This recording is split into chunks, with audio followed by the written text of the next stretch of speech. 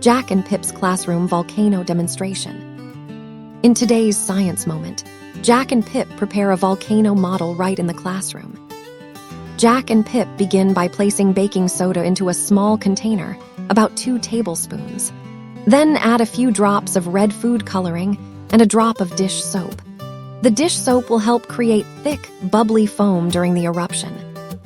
Next, they build a mountain around the container using Play-Doh or sand, taking care to leave the container's opening visible. This forms the volcano shape. Now, Jack slowly pours vinegar into the container. Immediately, bright red foam begins spilling over the sides of their volcano.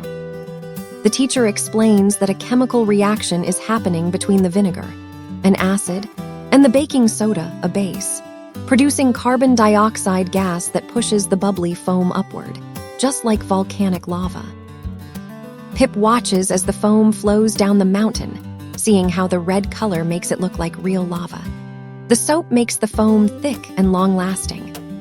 This demonstration introduces key science terms: acid, base, chemical reaction, carbon dioxide, and eruption, in a way that young learners can see and feel.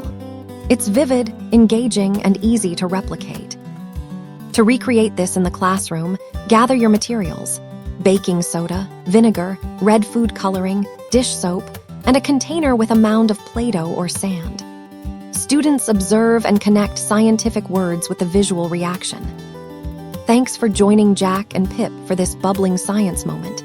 Encourage your students to explore more chemistry around them, and I'll see you next time at Happy Hearts Fun House. Happy Hearts, come